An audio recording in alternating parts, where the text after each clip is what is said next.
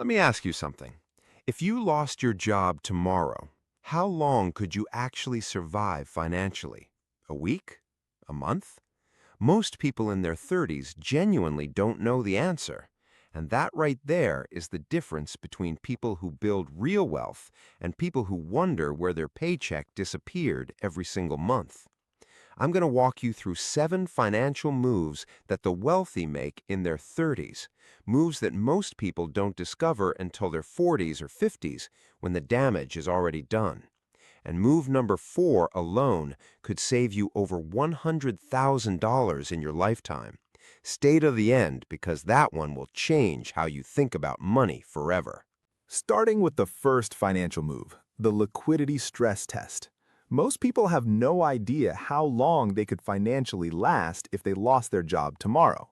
So the very first thing you need to do is take account of how much money you have in liquid assets. This is basically any asset that can be turned into cash within 1 to 3 days.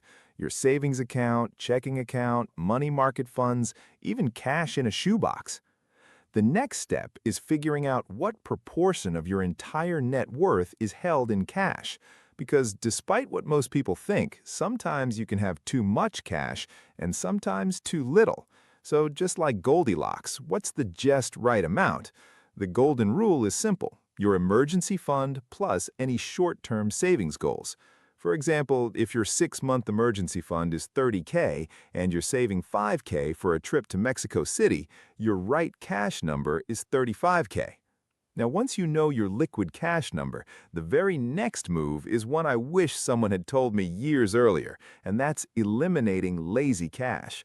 Lazy cash is money sitting in a drawer, a checking account, or a traditional savings account doing absolutely nothing for you. It costs you in 2 ways. 1, you're missing out on income it should be generating. 2, inflation eats about 3% of its value every year. So $10K in lazy cash is buying you $300 less of real-world stuff than it did 12 months ago. The fix? A simple, multi-account cash stacking strategy that maximizes your yield automatically. And no, it's not just opening a high-yield savings account. The next move is to optimize your big 3: housing, transportation, and food. Most people try to save money by cutting their $7 oat milk latte. That's wasted energy. Here's the math. Say you take home $5K a month and rent is $1,800. That's already 36% of your paycheck gone.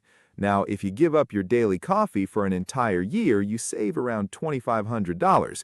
But if you find a place that's just $180 cheaper and spend 1 weekend moving, that's $2,100 saved. Same result, 0 daily suffering. And if you cut your rent by 20%, that's over $4,000 a year saved from one single decision. Small expenses need constant willpower. Big expenses need one smart choice. The next financial move could save you more money than all the others combined, and this is credit score maxing above 800. Most people think your credit score just determines loan approval, but it determines how much you pay. Here's a real example. On a $450,000 home with a 30-year mortgage, an excellent credit score gets you a 6.25% rate, about $2,770 a month, $547K in total interest. Good credit, your rate jumps to 7.25%. Your payment hits $3,070 a month, and your total interest becomes $655K. That's $108,000 extra for the exact same house. 2 easy fixes. Keep your credit utilization under 30% and never miss a payment. According to Experian, just one 30-day late payment can drop a 780 credit score by 90 to 150 points, and it stays on your report for up to 7 years. The next move is the most underutilized one on this list: maximizing tax-free money opportunities. The big 3 accounts are the HSA, Roth IRA, and 401k.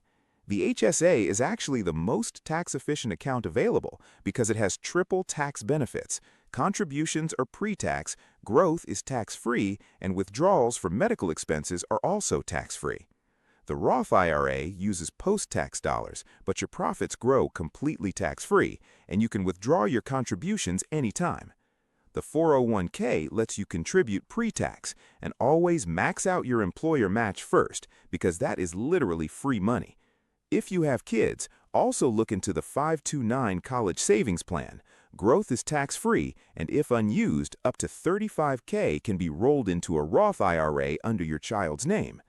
One big mistake I see constantly: people open these accounts, put money in, and leave it sitting in cash. You need to actually invest it.